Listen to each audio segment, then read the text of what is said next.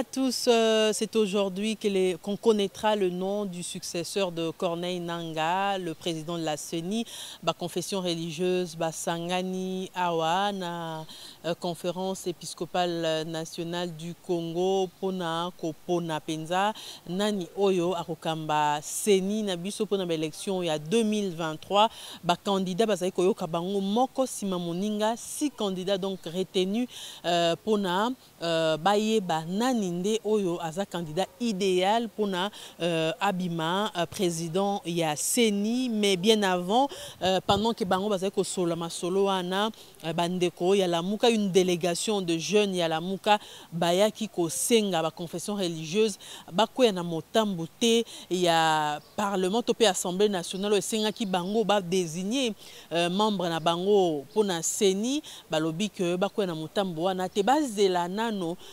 makambo ya CENI ezwa consensus e bandeko nyonso o ba participer na élection ya 2023 avant ba désigner ba membre o ba composer CENI mais mon bango ezalaki Rémi et pas ya abbé Donatien Chole ou ko assumer secrétariat ya ba confession religieuse et mais mama ki nandeko prince Penge P Serge Welo mais na kati ya événement auto tunaki pe mituna pa bandeko bazali ko kanisa nini nani ndako ko zala candidat profil ya malamu ko assumer rôle ya présidence ya CENI ndeko Norbert Yamba amika ko répondre biso pe atalisa ki penza nantina ya crédibilité ba confession religieuse ango oyo bazali kopona membre topé candidat monene moto ko kamba penza CENI et abimisa ba résultat solo pona ye penza ba église et la eza pena sous na crédibilité makasité na lolenge ba makambo eleki na ba année o eleki na 2006 na 2011 pe na 2018 pona ye il fallait ki société civile na globalité na nyonso ba vanda pe ba pona bango nyonso société civile ba pona nde nani wako kamba CENI me ko pesa kaka confession religieuse musala wana ezalaki penza malamu te wana makanisi ya mwana mboka Norbert Yamba la kotika bino bolanda lolenge nini ba jeune ya lamuka bayaki awa na centre interdiocésain sika ozali siège ya Senko esika oyo ba confession religieuse bazali ko sangana pona kopona candidat topé président ya CENI oyo ako remplacer Corneille Nangaa na mba heure ozako ya tokozala awa tele chango ko annoncer bino penza tokolakisa bino lolenge nini makambo leki lolenge nini makambo za ko salama kuna na kati ya réunion ya ba nganga nzambe. Restez connectés.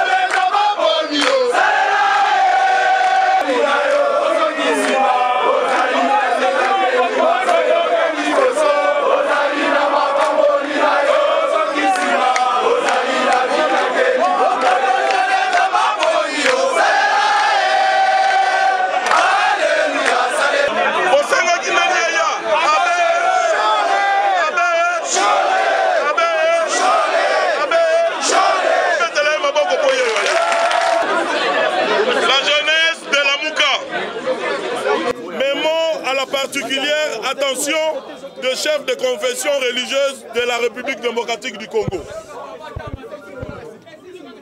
Les confessions religieuses de la RDC s'apprêtent à désigner leurs membres à la CENI. À cet effet, la jeunesse de la Mouka observe que depuis la promulgation de la Constitution de la République en 2006, la RDC a organisé 3 cycles électoraux qui ont été émaillés de violences avec mort d'hommes, de fraudes avérées et de contestations à l'origine des crises répétitives de légitimité. La jeunesse de la Mouka note à l'unanimité qui se dégage, du fait que l'absence de crédibilité des élections en RDC et les contestations qui s'en suivent fragilisent les institutions de la République et ne permettent point les débats utiles sur le développement de notre pays. La jeunesse de la Mouka constate que le processus ayant conduit à la promulgation de la loi sur la CENI non seulement souffre d'une absence de consensus des parties prenantes, mais aussi se caractérise par des menaces et intimidations exercées sur les chefs des confessions religieuses en vue d'imposer le choix du pouvoir en place. La jeunesse de la Mouka relève que la politisation de la CENI est de nature à préparer le lit de la fraude et à tuer la démocratie dans notre pays. La jeunesse de la Mouka demeure convaincue que les confessions religieuses ne sont pas prêtes à accompagner une forfaiture de trop qui va de nouveau plonger le pays dans une nouvelle crise de légitimité. La jeunesse de la Mouka exhorte les chefs de confession religieuse de n'envoyer aucun membre dans une CENI politisée à outrance au risque d'être complice. Et enfin, la jeunesse de la Mouka demande par conséquent aux confessions religieuses de soutenir la recherche d'un consensus entre parties prenantes autour des réformes institutionnelles impératives en vue de la tenue des élections impartiales, crédibles et apaisées. Jeunesse de la Mouka. Kopeti memo na biso na maboko ya motobo lukaki. Memo na biso yango oyo bazoye na biso oyo ezalaki modèle toza kopesa ye. Memo na biso yango oyo tokopesa ye symboliquement yango oyo ya propre yango oyo po basango po pesa bango ya propre boye te. Po pesa la basango maboko. Respect na basango. Beta na boko, beta na boko.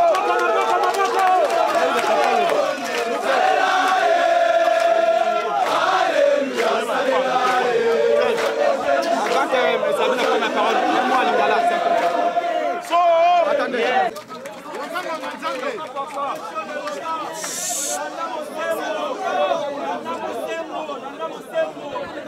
Bon, Papa Sango, topesi yo maloba. Boye kotika memo na yoki ndenge botangi yango na kamati yango memo wana ezali pona chef ya confession religieuse lokola tokosangana bango lelo bozala sûr que na nsima ngonga moke bakozwa yango yanga mosala wana. Merci. Papa Sango alobi boye alobi lelo baza kosangana ba confession religieuse memo topesi tosengi bango batinda délégué te akolakisa yango na ba confession religieuse nyonso boye bozala sûr azwi na maboko na ye ndenge bosengi yango osalema boye te.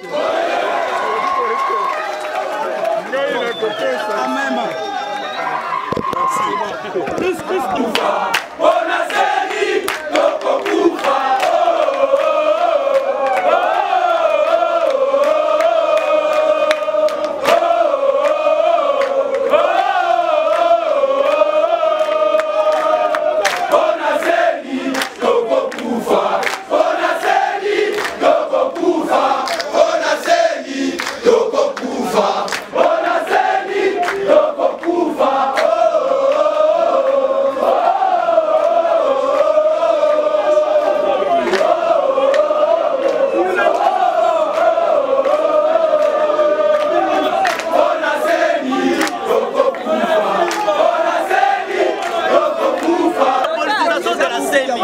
Élection ezala CENI ezala dépolitisé. Élection on peut éviter. Bon, niveau de Zoya, on sait qu'il y a que Balobi, secrétaire général n'a pas le son Minduki. Après ça va t'arriver à Simba Minduki. Minduki contre quel peuple? Minduki contre quel pouvoir? Pouvoir est là pour Minduki. La police, $450 reçu, militaire, $450 reçu. Pour y a la population. Donc bien on a Banguna Oyo, Bazotia Bino, Babatia Rabomengo na Bino, Bangoba Liaka, Bino na Bana Bino, Nabasina Bino, Batala Raboy. Rien, dépolitisation de la CENI, la dépolitisation de la CENI. Dépolitisation et favoriser glissement. Favoriser glissement.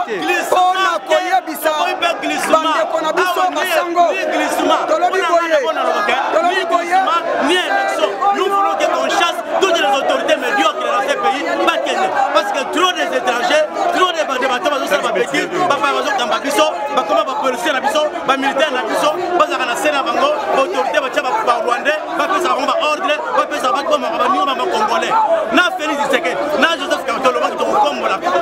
opération Combo. Félix Tshisekedi a échoué. Nous allons tourner la page de Félix Tshisekedi. Suivant aux États-Unis, des mandats, c'est les mandats, parce que ça est le côté. Si l'homme n'a rien fait, je n'ai rien fait, j'ai été bloqué. Nous ne voulons pas une stagiaire à la tête du pays. Non et non, la dépolitisation de la CENI.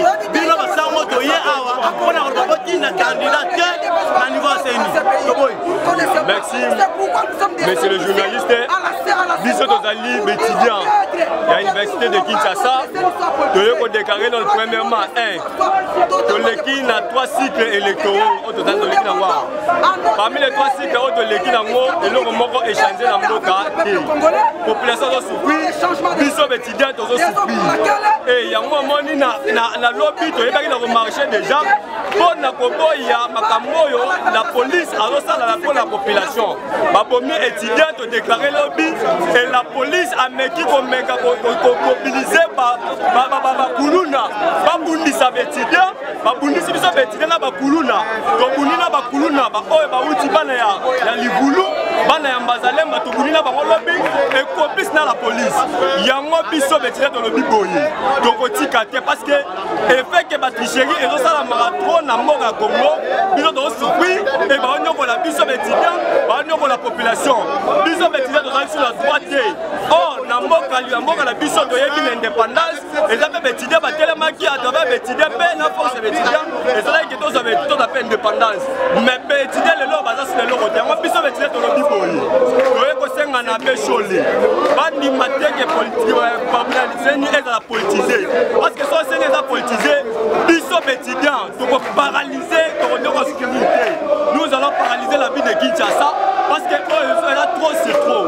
Biso dans le bi to lingi que c'est ni elle a dépolitisé pour permettre que le président va voter à la mutu malamu. Biso étudiants to tanga pe malamu parce que la condition de tanga eza malamu te. Et nous n'allons pas nous dédire. Le FCC, nous avons été le premier à décrier la constitution de la Constitution.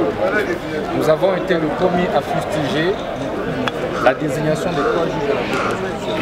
Mais comment, qu'est-ce qui a changé pour qu'aujourd'hui, le FCC, que nous sommes, nous puissions de manière aussi hasardeuse aller accompagner l'Union sacrée dans son plan de conquête de l'État et qui jette naturellement le lit de la cuisinière. Les élites du FCC sont déjà en consultation, alors s'ils envoient leur membre, que sera la prochaine? Écoutez, NONGEC va s'exprimer de manière beaucoup plus radicale et vous connaîtrez sa position. Ce qui est vrai, nous en appelons à un consensus autour des réformes électorales. Il est hors de question d'aller dans un jeu électoral, naturellement, acquis déjà pour un compromis. Vous aviez déposé un document au président du Sénat récemment qui constitue également d'amender le système des institutions. Ben écoutez, c'est tout ça qui appelle au consensus. C'est pour ça que nous en appelons au consensus. La question de la nationalité est une question éminente qui appelle naturellement à un consensus autour d'une table entre différentes forces politiques. Merci beaucoup. Juste pour ça, la tourisme était Toye Awa, Koye Bisa 5 ans, juste à la vigilance. Na Batouana ya, na ba politiciens disons, ba politiciens ba ligne comme maltraiter population à tout moment. Ya ngo biso population Toye Awa, Koye Bisa ba 5 ans, o biso to na sima na bango, o bango ba sala Nzambe, bango na batu ba mema kima na mboka à travers Nzambe. toye koyebisa bango ke non à la CENI politisée soki bameki kotinda bato baseni na CENI yeba ke mama omona oyo tosala ya liboso moni Tshilombo soka matin la pouvoir c'est parce qu'on n'était pas préparé mais cette fois-ci non à la CENI CENI ezala ya peuple congolais CENI ezala politisé te on veut que CENI biso peuple congolais tosala choix ya malamu toponi mutu na biso mutu wana bima et non biso toponi mutu wana batiela biso mutu mususu non à ça tala pona CENI to limite kokufa so basali ba avanti to kokufa kaka so tozali ba peuple congolais ou ba congomani tozali ba autochtone na mboka na biso pendant que évolution ezali te na mboka changement ezali te banda tozwa lipanda jusqu'à nos jours changement ezali te cette fois-ci to passer na ba régime ebele na mboka na biso mais peuple azali ko bénéficier te ezali toujours pona ba intérêt personnel ya groupe ya bato mais intérêt ya peuple tozala te yango wana tolobi boye cette fois-ci biso ba congomani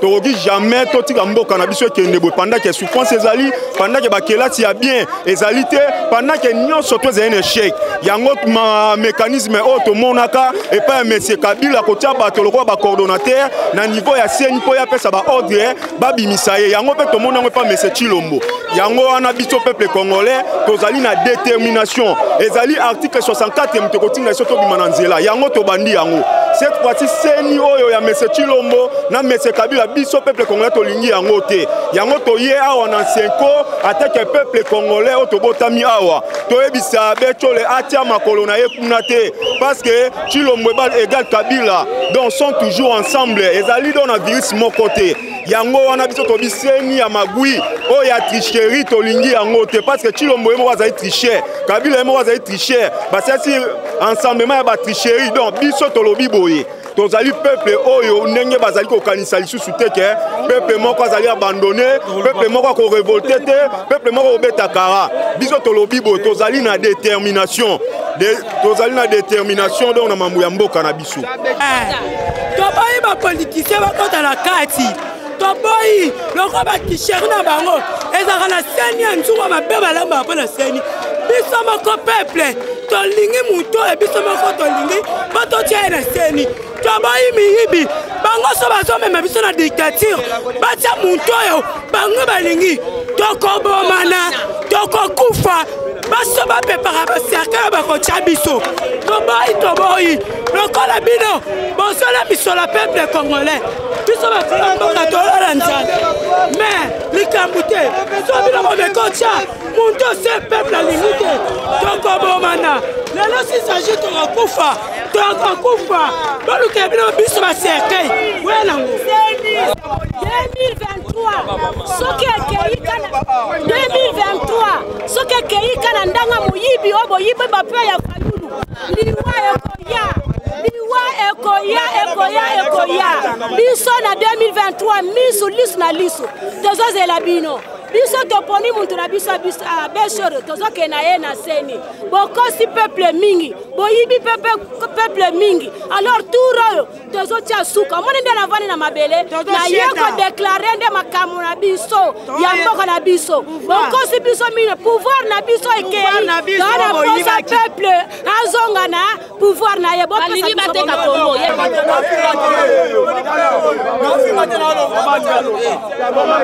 toye na bana awa bamikolo na nga baza te nzande naza mokolo na bango ngai biso toya awa mpo na mboka soki bozomona na kati ya mboka ya boyi kapitale mama ya boyi azobima na makambo ya mboka antuka ifo kobanga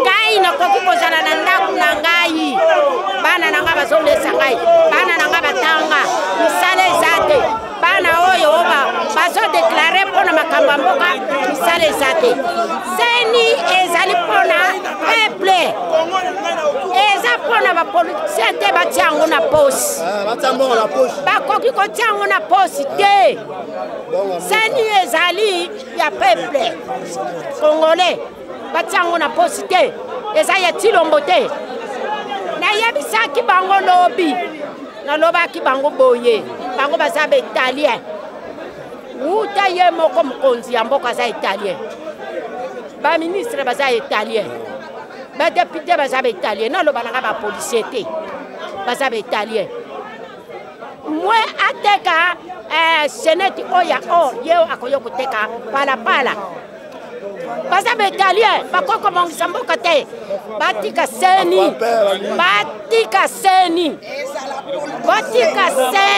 bapolitisien bazala te batika yango ndenge nga na bima boy batalaka nga na tv mboko oyo kino chilombo akosala nini akokende sobanga nzambe bango bazali bato esengeli basangisa biso toza na besoin to dépolitiser CENI. Ça veut dire quoi?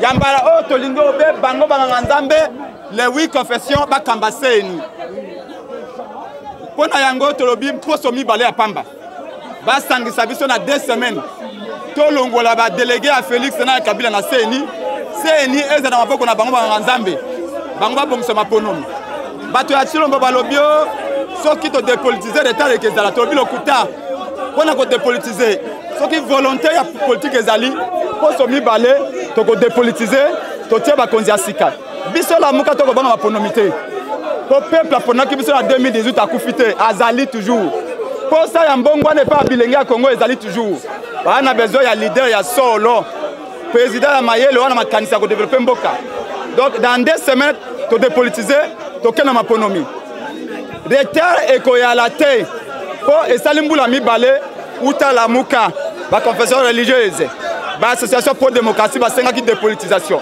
Félix aboyaki maintenant comme ko bona biso soki to vandi na mesa 2 semaines to ko na retard moko te ko zala 2 semaines 2 petites semaines pour dépolitiser pour désinfecter la CENI et nous irons aux élections et nous dirons avec le peuple que les meilleurs gagnent.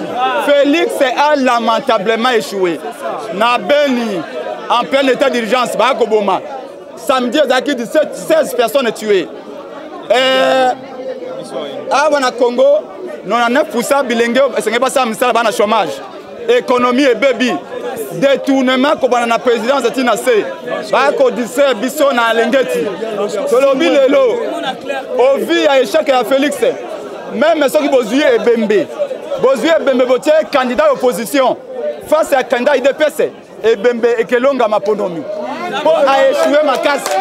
Pour na kolobayete biso la muka to kobanga maponomité mota kanisa to boycotter amikosi. Nous allons participer et nous allons gagner ces élections.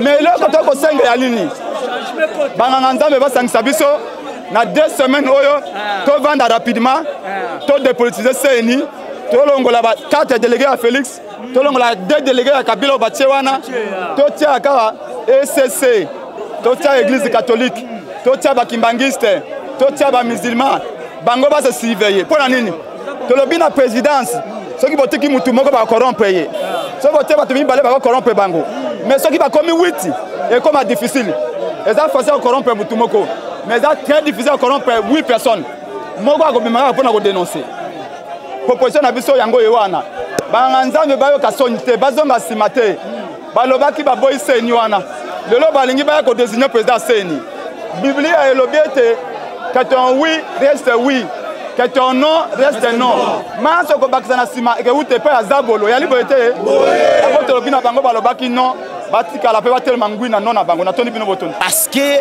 peuple congolais na étandi mobimba ya République démocratique du Congo aza mobilisé toye awa parce que toza na droit ya koya nesika oyo toye ko réclamer droit ya peuple congolais oyo batangisa biso même na ba institut supérieur na ba université que la CENI est une institution d'appui à la démocratie. Voilà pourquoi toye awa nous ne voulons pas que la CENI soit politisée. Nous demandons aux confessions religieuses de dépolitiser l'institution d'appui à la démocratie. Voilà pourquoi et les jeunes et les mamans bazawana bazako réclamer droit que la CENI est à la apolitique. Tolingi te CENI est à la yaba politicien bakota na kati tozana posa maponami ya 2023 et salema avec crédibilité transparence muto ya zui bapesi ye pouvoir soko zui te okatani ezala ndenge lekaki mbala ya liboso te. Voilà pourquoi moni peuple congolais atondi nesika oyo ya ba province pe bazali tozozela be shole aya bakotinda mutu na seni oyo te eza seni moko ezali ya mabe bakotisi batu ya mabe po batrike ba élection à 2023. C'est pourquoi nous sommes mobilisés tozo neutraliser nzela wana tozo boma yango seni ezala apolitique.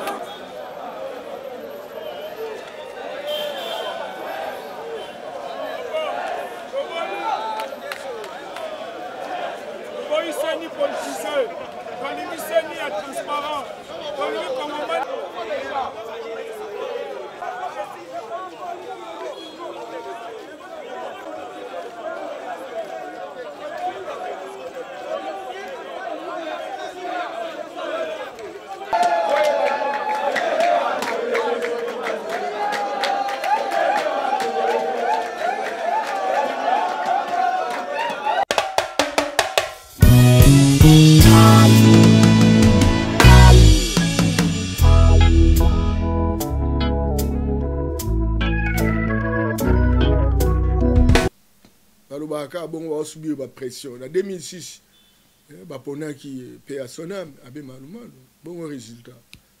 Et ça m'a blindé. Pour la nina, parce que inféodation. Inféodation. Certainement que le système a changé. Ils ont changé, écoute. Dans l'intimité que le président Félix Tshisekedi a un téléphone, un pasteur, rien. C'est tellement qu'il ne manque pas de gens dans l'entourage,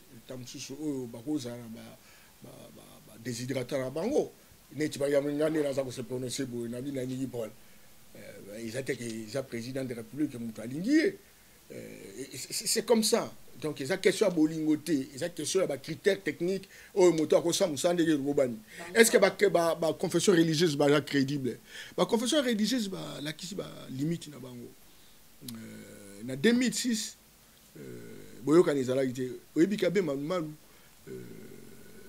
la confession religieuse. Au moment où l'église catholique est tu t'imagines ça? L'église, place où Moutazali, Berger. Baboye. Bino boponiye. Omoni mo seulement modèle abatande on a ça crédibilité non. Deuxièmement, en 2011, ndenge mo kaka. Église catholique a bit ngaité. Baboni kaka mais c'est la bé. Ozomona mbulu ya kota ki na choix par exemple ya Mulunda etc. Dernièrement Corneille Nangaa, tantôt protestant, tantôt église de réveil etc. Tantôt diacre. Vous voyez, donc, ma cambo modèle, et ça passe. Et puis, l'église Nabiso, je me suis beaucoup, moi, je suis panafricaniste. Nos églises n'ont rien aidé dans notre pays. Ils l'ont foutu à la merde. Je suis même très désolé de voir qu'on responsabilise l'église pour ça. L'église n'a pas la valeur ajoutée par rapport aux critères moraux. Il n'y a pas de valeur ajoutée.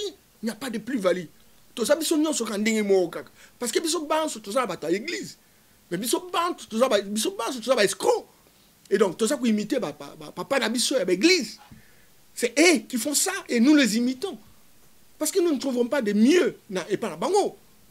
Et donc, si c'était moi à l'Assemblée nationale, la commission de justice, il y a politique, justice, PAJ. Oh, il y a l'église, il y a moto. Non! Et ça vous savez, on a une question, il y a droit sectaricité. Il faut un droit holistique. C'est-à-dire, il y a systémique. Il y a prendre en considération plusieurs éléments. En dehors, il y a droit propre, droit pur. Ah non, mais l'Église a la limite. 2006, 2011, 2018. Et donc, il faut composer la société civile. Au travers de l'association, pour dégager mon tout. C'est très important. Mais qu'est-ce que c'est pour ces églises? Combien d'églises de rêve il y a? Est-ce que ça a la même éducation civique? est-ce que bayebi loi ya élection bayebi yango okepi ya bango parce que bakosa ba miracle? Non, il faut arrêter ça.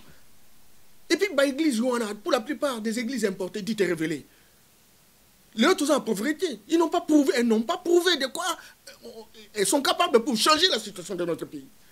Et alors, toujours continuer à faire confiance à bango. On n'évalue pas leur performance. Si c'était une question de performance, Abbé Aza président, il y a CNI, tant à la pression. On dit, bon, en tout cas, au nom de Dieu, Ngaï, Nakutika la Bosembo. Est-ce que moi, parce que ça va déclaration, on finit entre bango. Ouais, lembo boya, il y a une déclaration. Pasteur modèle, tu vois, les pasteurs qui sont des modèles référentiels. Non, moi je suis désolé. Limbisanga, vraiment. Mais bon, parce que la loi l'exige, tu peux se avoir confiance. Mais ils endosseront la responsabilité devant l'histoire et les générations futures. Vous endosserez la responsabilité. Un jour, eh bien, ma bé et bendaka ma bé. Ma lame et bendaka ma lame. Nous sommes besoin de ça. Tu vas supporter en 2006, tu vas supporter en 2011, tu vas supporter en 2018.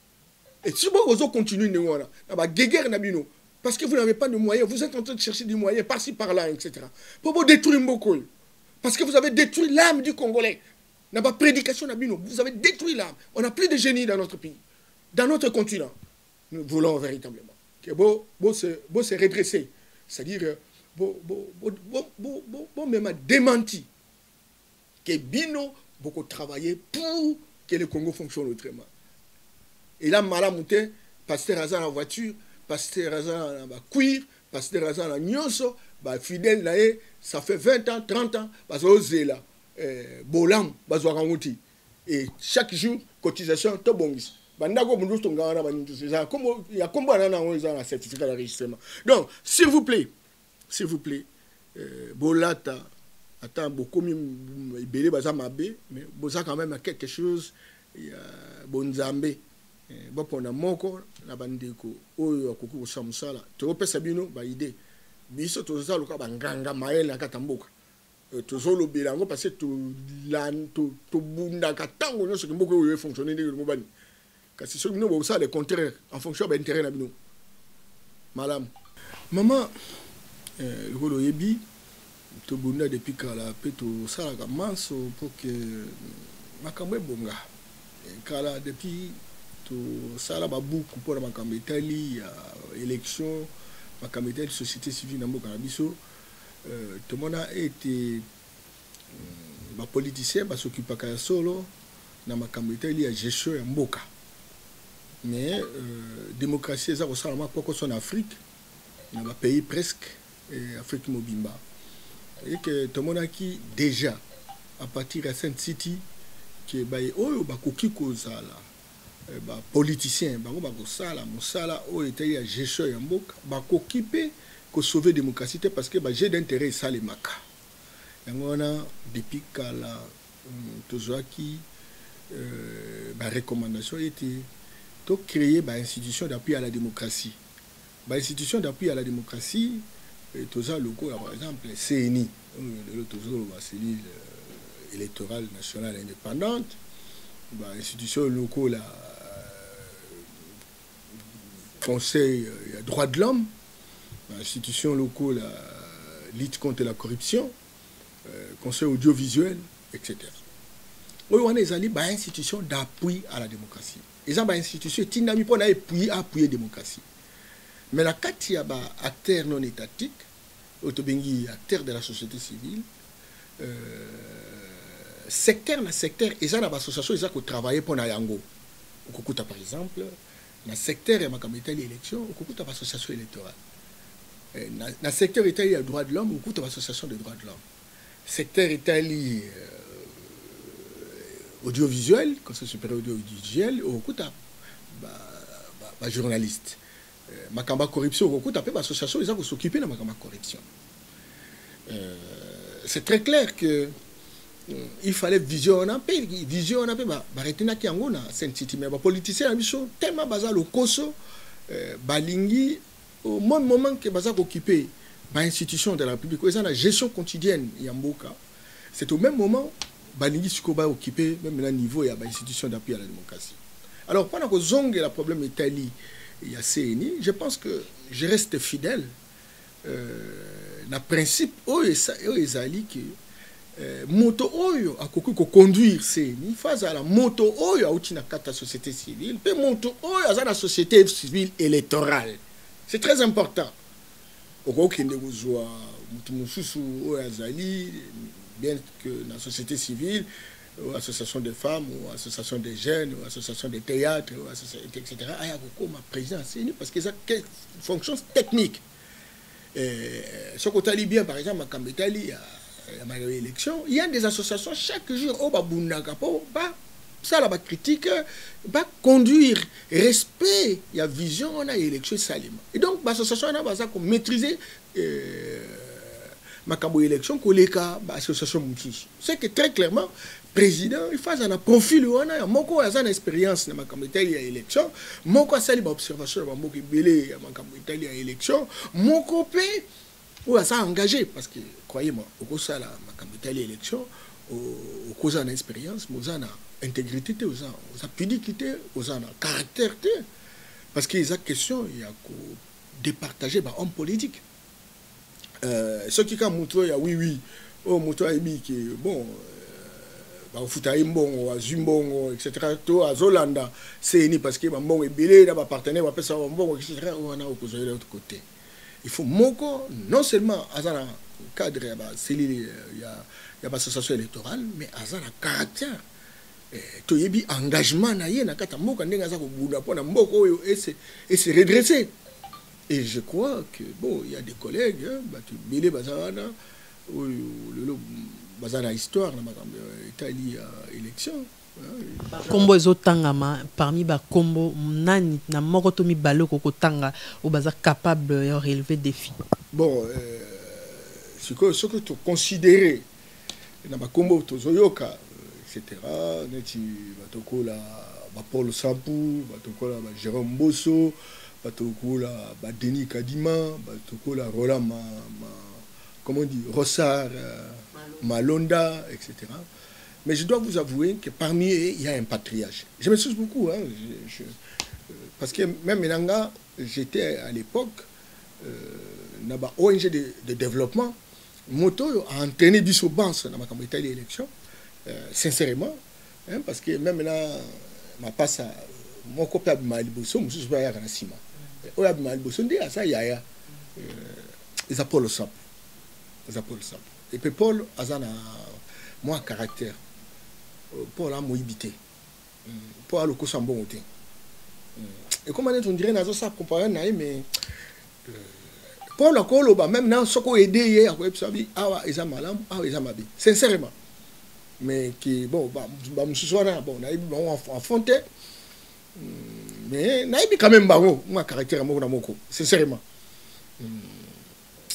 pour tout côté na mbulu yekete bene bango wana bani mo mingi bani mo be tana mutaw na zolo bana ba bien que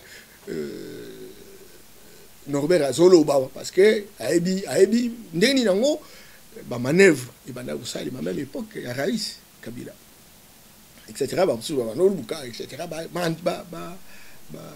crédibiliser ba parrainer etc. ba ozo mbongo ba osumba ba mituka etc. Tu bien au malam. Et donc, il y a un côté de Moboulou, le Monaki, en 2018, Moboulou Koti, la nomination Salemi, il y a des députés, etc. Corruption, Koti, Tétoboï, Makambouana. Mais Paul, azapidique. Paul a eu que sauvegarder ma apparence. Certainement que dans le cas batondé, etc. Bon, que voulez-vous? Dans le Congo, tu as un champion. Ce que vous avez champion. Donc il faut pas neutraliser yo. Tolinga ka ba meilleur d'entre nous té. Donc ce que mon ko azana ba qualité oyo ke tam souvent bazana ngote non, biso tout ça même diplôme. Da kutunga na l'équipe diplôme. Or diplôme yango mte ça musala té. Certainement que exemple aider mais il faut avoir des hommes au bazana vocation. Des hommes bazana conviction. Peut-être que tu bundi dans la société civile, oyo, tu es banana vraiment basé na conviction, na lokoso te o balingi Congo na ba Congolais et modèle à Batouana il faut bazala na place wana pour tout éviter ba débat il y a tricherie etc. Parce que ma gloire négozomona certainement que tant que ça ba élection et comme un modèle zomona que ba na ba proclamer combat battu bimi ok ndekuna kotala na city baton sous ne ba passer ba ba pesi kwa kombo wana omoni et puis ngai sala nga pasita ona okabio quel espère en ceci espère sans résultat yo ba bi os espère on peut savoir résultat ndenge ngo longo bani motali boso ya kosala mbulu yeke ya kosala manigance espère no yeza to soki ça Seni modèle kamama ki lolenge elekaki la fois passée na lolenge oyo eloko nini faut bakisama pour crédibiliser yango. Oui bi des fois outils l'ensemble. Mon état basali loi mobeko wana Seni etc. Certainement que belé abatu baluka ki dépolitisation. Dépolitisation il s'appelle choix parce que oui, il y a des gens qui sont dignes de foi, il y a esprit de liberté. À cause de la vraiment dans quatre il y a groupement mais à ça libre pour d'esprit. Choana ekipaka pas congolais te bakipaka yangote. Alors tango ba sali loi moni commission justice PAJ politique, etc., juridique, etc. On n'est pas ça là-bas. Grande réforme. En fonction de l'eau, il y a répartition de rôle selon les secteurs des acteurs étatiques et des secteurs non étatiques. Ah non! Automatiquement, nombre de personnes dans la plénière, il y a société pour la société civile, tout ça, on va changer le route. Va changer le route. Alors, ce qu'il faut, c'est quelqu'un digne, qui a du caractère, qui a des convictions, qui crée les tribunaux de sa conscience, et qui veut que le Congo fonctionne autrement. Baza Mingité na bayo bacheyo. Et au-delà du financement, ceux qui sont financés par les bailleurs et un mot comme Soussou, est-ce qu'il faut crédibiliser de l'élection, pour influencer Bissot Batoté? Non, il y a des panafricanistes. Il y a des gens qui sont conscients. Est-ce qu'il est temps que tu faut Takawa au moins, on va des fonds bazana. Certainement que va des fonds, etc. Mais maman, il faut faire beaucoup d'attention parce que mon kilo de tout ça, c'est un directeur monde de mon côté. Nous sommes dans un monde multipolaire. Vous avez les Américains qui étaient autrefois directeurs Yamokili. Vous avez les Chinois aussi qui ont leurs intérêts. Vous avez les Russes. Hein, Maman Bissot? Vous avez les Brésiliens. Vous avez les Européens. Hein? Vous avez les Indiens. Nous sommes dans un monde multipolaire où il y a marge de manœuvre. C'est-à-dire qu'en fait, mon temps, à ça qu'on dirigeait, à quoi qu'on prendre un ascenseur en fonction, il y a l'affirmation, leadership. Nous ne sommes pas à l'état d'animalité zéro. Cela, donc, il y a une certaine évolution, Maman Bissot. Et bien, ça peut pas garder moi en relation avec Bissot. Mais pas respecter, parce que tout ça, au coco là, et puis solo tout ça, au coco là. Et donc, pied mbongo, mais encore que ceux qui binomoko, bolingo, landamango, boulandi, mais ceux qui vont affirmer le leadership, et boulandi, toponi tel moutou. Bango ba olinga, est-ce qu'on va négocier na moutou, non, parce que ceux qui ont négocié n'a été. Pays moussou sans relève, tout pays moussou sans même là arabe dans la compétition en tant que puissance, poule de puissance.